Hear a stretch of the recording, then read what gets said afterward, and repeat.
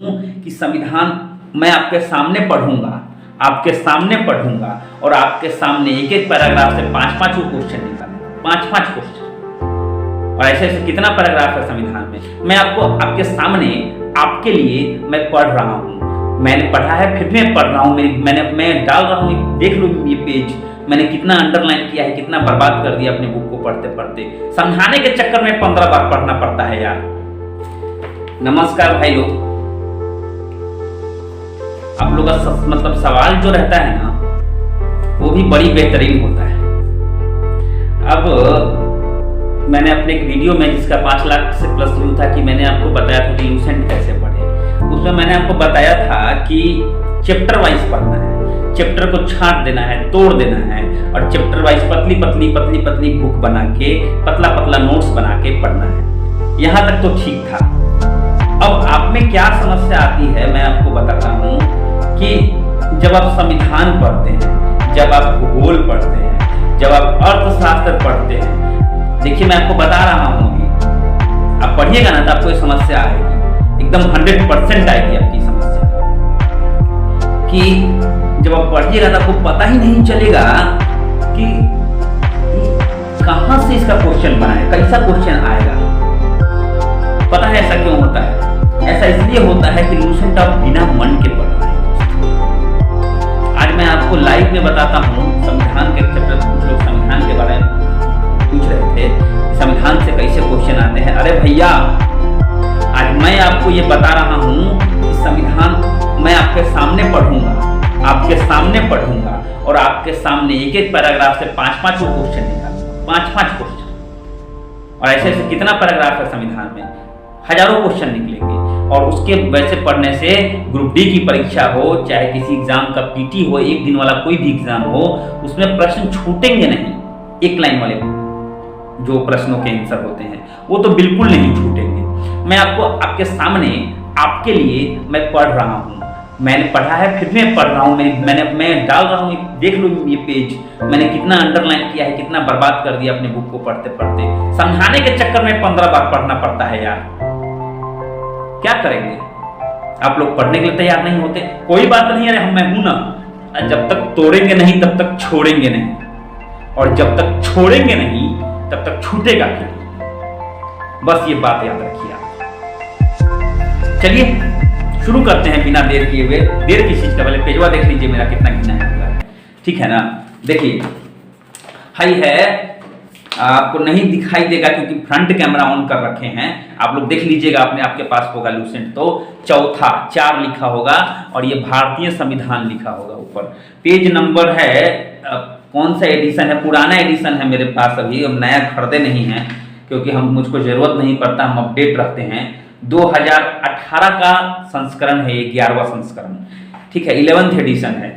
11th addition अगर 2018 का आपके पास है तो इसमें जो है ये चौथा आपको मिलेगा। मैं आपको बता दूं कि पेज नंबर है 152, 53, 154 पेज नंबर, भारतीय संविधान। अगर आपको समझ में नहीं आ रहा, चलिए पढ़ते हैं, साथ साथ पढ़ते हैं, थोड़ा सा मैं पढ़ के आपको लाइन पकड़ा दूं ताकि आपको समस्या नहीं हो। और किसी सब्जेक्ट में समस्या आ रही हो लूसेंट में, तो मैंने लूसेंट इतनी बार पढ़ा है कि आप लोग मुझसे जरूर पूछ सकते हैं इसके बारे में। तो देखिए सबसे पहला लाइन जो लिखा हुआ है वह लिखा हुआ है भारतीय संविधान के विकास का संक्षिप्त इतिहास। संक्षिप्त का मतलब क्या होता है, थोड़ा थोड़ा, मतलब कम से कम शब्दों में दिया हुआ है। आपको एक एक वर्ड पढ़ना है, एक एक वर्ड मैं पढ़ रहा हूं, देखिएगा। अभी मैं क्वेश्चन कैसे निकालता हूं। 1757 की प्लासी की लड़ाई और 1764 के बक्सर के युद्ध को अंग्रेजों द्वारा जीत लेने के बाद बंगाल पर ब्रिटिश ईस्ट इंडिया कंपनी ने शासन का शिकंजा कसा। अब देखिए, अब क्वेश्चन कैसे आएगा इसमें से, क्वेश्चन आएगा किस युद्ध के बाद निर्णायक रूप से, किस युद्ध के बाद निर्णायक रूप से British east India company Bharat पर अपना शिकंजा कायम किया। मैं डिटेल में भी मेंस के लिए भी पढ़ाता हूं, उसमें भी मैंने बताया था। तो एक तो 1757 और उसके बाद 1764। तो निर्णायक कौन हुआ, बाद में कौन युद्ध हुआ है, 1764। तो 1764 के बक्सर के युद्ध के बाद क्या हुआ, अंग्रेजों ने, ब्रिटिश ईस्ट इंडिया कंपनी ने भारत पर शिकंजा जड़ा। पहला क्वेश्चन हम क्या किए, पहले को देखिए, दोनों लड़ाई को हम क्या किए हैं, अंडरलाइन कर दिए हैं, दोनों ही लड़ाई को अंडरलाइन कर दिए, हो गया एक क्वेश्चन, एक के लाइन में एक क्वेश्चन आ गया। दूसरा लाइन, इसी शासन को अपने अनुकूल बनाए रखने के लिए अंग्रेजों ने समय समय पर कई एक्ट पारित किए जो भारतीय संविधान की विकास की सीढ़ी बने, यानी कुछ एक्ट पारित हुए जो कि आगे चल के भारतीय संविधान बनाने में जो है एक भारतीय संविधान का बेस तैयार हुआ, यहीं से तैयार हुआ। अब ये लाइन कंप्लीट नहीं है, चलिए आगे कंप्लीट करते हैं, एक्ट पढ़ते हैं। तो एक्ट है 1773 का रेगुलेटिंग एक्ट। तो प्रश्न ये अभी आ सकता है कि रेगुलेटिंग एक्ट कब लागू हुआ था। 1773 का रेगुलेटिंग एक्ट इसलिए लिखा होता है ताकि आपको याद हो जाए कि रेगुलेटिंग एक्ट जो था पहला एक्ट वो 1773 का, शुरुआत यहीं से हुई थी। तो प्रश्न ये भी आता है कि संविधान ब्रिटिशर द्वारा एक संविधान निर्माण की प्रक्रिया में अलग अलग एक्ट पारित किए गए, सबसे पहला कौन सा है, क्वेश्चन दे देगा regulating act, Pitt's India act, Bharat शासन अधिनियम, ऐसे करके कुछ कुछ दे देगा, उसमें साल नहीं दिया रहेगा। तो आपको क्या करना है, लगाना है रेगुलेटिंग एक्ट। कब लागू हुआ, 1773 में। अब देखिए इसमें दो प्रावधान दिए हुए हैं। पहले, भारत में ईस्ट इंडिया कंपनी के कार्य को नियमित और नियंत्रित करने के लिए, मैं कैसे पढ़ रहा हूं, एक एक वर्ड में उंगली रख रख के बच्चे की तरह, क से कबूतर, ख से खरगोश, ऐसे पढ़िएगा तो बहुत ही मजेदार तरीके से याद होगा। देखिए, भारत में ईस्ट इंडिया कंपनी के कार्य को नियमित और नियंत्रित करने की दिशा में ब्रिटिश सरकार द्वारा उठाया गया पहला कदम था, अर्थात कंपनी के शासन पर संसदीय नियंत्रण स्थापित किया गया। अब पूछेगा कि बहुत ही इंपॉर्टेंट ये क्वेश्चन है, कई बार आया हुआ है कि कंपनी के कार्यों पर संसदीय नियंत्रण यानी ब्रिटिश सरकार का नियंत्रण किस एक्ट में पारित किया गया, किस एक्ट में ये व्यवस्था शुरू हुई। तो 1773 का रेगुलेटिंग एक्ट। क्वेश्चन मैंने इसको भी अंडरलाइन कर दिया है, 3 गो क्वेश्चन इसी में, थोड़ा सा ही पढ़े हैं, इतना सा ही पढ़े हैं। तो अब देखिए दूसरा, पहली बार कंपनी के प्रशासनिक और राजनीतिक कार्यों को मान्यता मिली। तो क्वेश्चन, पहली बार किस अधिनियम में कंपनी के राजनीतिक एवं प्रशासनिक कार्य को मान्यता मिली, किसमें मिली, तो 1773 के रेगुलेटिंग एक्ट में। अरे यार आपकी वजह से मुझे पढ़ना पड़ रहा है, अब आप लोग क्यों नहीं पढ़ते हैं, जब एक एक वर्ड पढ़ेगा ना तो क्वेश्चन अपने आप निकल के सामने आएगा। तो आप प्रश्न ज्यादा एग्जाम नहीं दिए होते हैं तो अनुभव नहीं होता है कैसा प्रश्न आएगा। और दूसरी चीज यहाँ समस्या शुरू होती है कि डिटेल में दिया रहता है, आपको उसे पढ़ना, ये ऑलरेडी एक नोट्स है, मैंने ये बात पहले भी माना है, लेकिन आपको इसमें से छांट छांट के प्रश्नोत्तर तो बनाने हैं ना, वही तो आपका नोट्स है। इसके द्वारा केंद्रीय प्रशासन की नींव रखी गई। तो भारत में ब्रिटिशों ने या अंग्रेजों ने केंद्रीय प्रशासन की नींव किस एक्ट के थ्रू रखी या किस एक्ट के माध्यम से रखी, तो 1773 का रेगुलेटिंग एक्ट हो गया।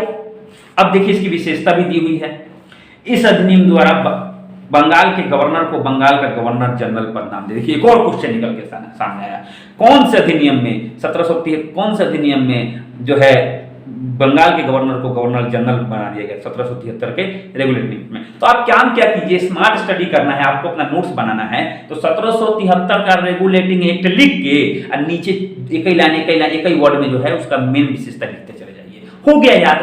पूरा छापने का क्या जरूरत है, अंडरलाइन जो किया हुआ है उसी चीज को छाप दो, उसी चीज को लिख दो। हम भी तो यही कहते हैं कि पहले पढ़ो, अंडरलाइन करो, उसके बाद पेज में उसको और छोटा करके लिख लो, वही नोट्स है यार। इसके लिए 9 नोट्स है, इसको नोट्स बना लिया बस, सबसे ज्यादा डेंजरस वो हो गया आपके लिए, मस्त एकदम पढ़ाई होगी। यही ऐसे ही होता है।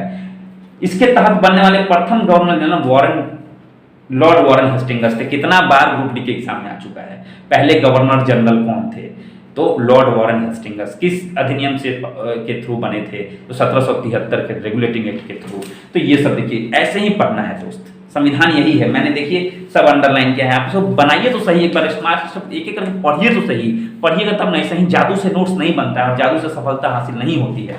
तो आगे आप पढ़िए बनाइए, मैं तो पढ़ूंगा तो फिर से एक बार और पढ़ लूंगा, फिर से समाप्त हो जाएगा, कोई इसमें समस्या नहीं है। नोटबुक लेके बैठिए, एक बार नोट नहीं हो पढ़ के अंडरलाइन छोड़ दीजिए, अगले दिन उसको नोट कर लीजिए, यही है लूसेंट। देखिए मैंने आधा पेज तो इसमें लगभग यहाँ तक पढ़ लिया, 1/4 पेज इतना। आपको क्या करना है, इसी एक मैंने क्या कहा, एक ही पेज पढ़ो ना यार, क्या दिक्कत है, क्या जरूरी एक बार में भरपेट यहाँ तक खाने की, एक ही पेज पढ़ो, मजा आएगा।